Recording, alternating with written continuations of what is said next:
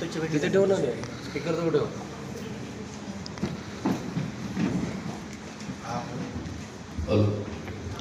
मला व्हिडिओ द्या नंतर तुमचा नंबर. नमस्कार.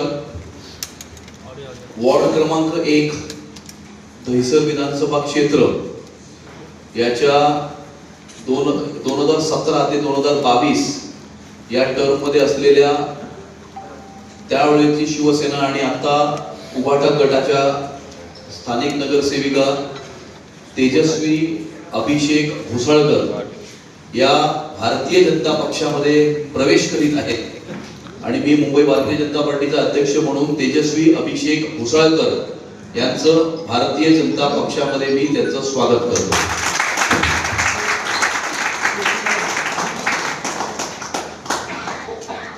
भारत माता की जय. भारतीय जनता पार्टीचा विजय हो.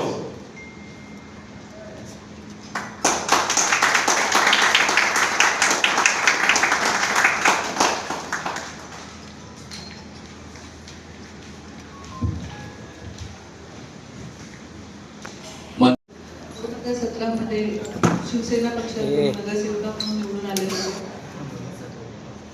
आता भाजपमध्ये मी पक्षप्रवेश केले. त्यामुळे आम्ही साहेब आणि दरेकर साहेब यांचं मी धन्यवाद देते की मला पक्षप्रवेश केल्याबद्दल. हा निर्णय खरंच खूप कठीण आहे आणि खूप गोष्टी आहेत त्या मी बोलू शकत नाही, पण एक पक्ष सोडताना किंवा ते परिवार सोडताना त्यांनी ज्यांनी ओळख दिली मला ते सोडताना खूप दुःख होत आहे. पण माझ्या प्रभागात विकासाची कामं करण्यासाठी हा निर्णय घेतलेला आहे आणि खूप काही गोष्टी आहेत बोलायच्या, पण माहित नाही कसं बोलू.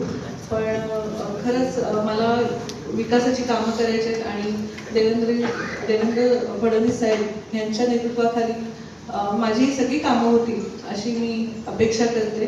आणि जे अभिषेकचं निघून हत्या झालेली आहे त्याबद्दलही जी CBIने तपास लावत आहे संत गतीने, त्याचाही फटाफट तपास होईल आणि मला न्याय मिळेल, माझ्या मुसाळकर कुटुंबाला न्याय मिळेल हीच अपेक्षा मी CM साहेबांकडून करते आणि भारतीय जनता पार्टी तर्फे पण करते. आणि जी कामं ते देतील किंवा जे काम सोपवतील मला ते मी जसं मी शिवसेनेमध्ये असताना काम करत होते तर त्याचप्रमाणे त्याच्याहून जास्त मी भारतीय जनता पार्टीमध्ये काम करेन हीच ग्वाही देते. धन्यवाद.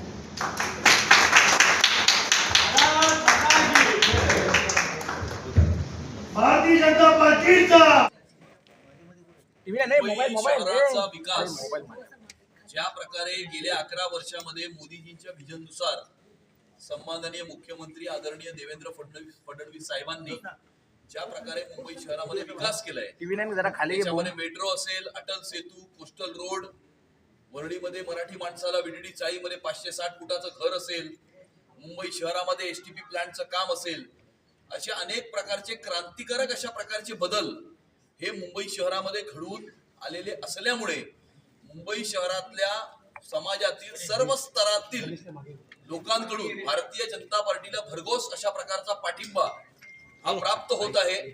त्याचं प्रत्यय आपल्याला आज पाहायला मिळालं की उबाटा गटाच्या विद्यमान नगरसेविका तेजस्वी अभिषेक घोसाळकर वॉर्ड क्रमांक 1 दहिसर विधानसभा क्षेत्र यांनी आज भारतीय जनता पक्षामध्ये प्रवेश केलेला आहे आणि मोदीजींच्या आणि देवेंद्रजींच्या विजननुसार येणाऱ्या काळामध्ये मुंबई शहराचा विकास व्हावा, मुंबई शहर सुरक्षित राहावं आणि या मुंबईच्या महानगरपालिकेवरती हिंदुत्वाचा भगवा झेंडा हा फडकावा अशी सर्वांचीच इच्छा आहे. समाजातील सर्व स्तरातील लोकांची इच्छा आहे, तसेच सर्व राजकीय पक्षातील त्यांच्या कार्यकर्त्यांची ही इच्छा आहे आणि इतर राजकीय पक्षातील सर्व कार्यकर्त्यांची सुद्धा ज्या प्रकारे मुंबई शहराचा विकास घडून आलेला आहे, मला असं वाटतं की एका प्रकारे याला एक समर्थन मोठ्या प्रमाणावरती प्राप्त होत आहे भारतीय जनता पार्टीला आणि संपूर्ण मुंबई शहर हे भारतीय जनता पार्टी शिवसेना महायुतीकडे मोठ्या आशा अपेक्षा आणि आकांक्षांनी येणाऱ्या काळामध्ये पाहत आहे मुंबई शहराला, मुंबई महानगरपालिकेला भ्रष्टाचार विरहित प्रशासन मिळावं, मुंबई शहराचा विकास व्हावा, मुंबई शहर सुरक्षित राहावं. आणि जर कोणी मुंबई शहराचा रंग बदलायचा प्रयत्न करत असेल तर अशा प्रकारच्या सर्व प्रयत्नांना परास्त करण्याचा निर्णय हा तमाम मुंबईकरांनी घेतलेला आहे. आणि त्याचाच प्रत्यय आज आपल्याला तेजस्वी घोसाळकर यांच्या प्रवेशाने आपल्याला मिळाले.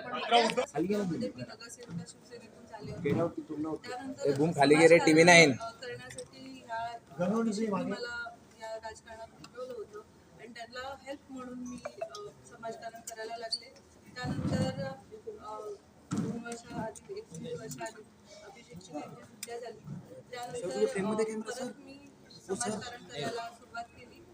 पण करताना प्रभागामध्ये विकासाची कामं अपुरी राहत होती आणि होत नव्हते, माझ्या लोकांची कामं होत नव्हती. त्यासाठी हा निर्णय घेतलेला आहे.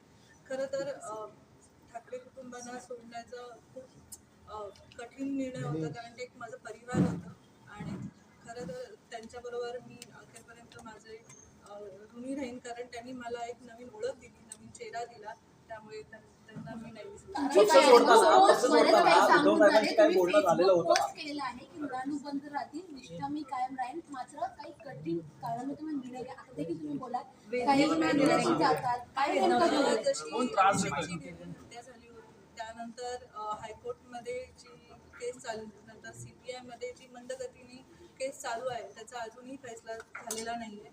त्यामुळे मी जेव्हा देवेंद्र फडणवीस साहेबांना भेटली, हे आमचे बोलणं झालं की लवकरात लवकर CBIला सांगून ते निर्णय घेतले जाईल आणि जी केसचा निकाल आहे ते निकाल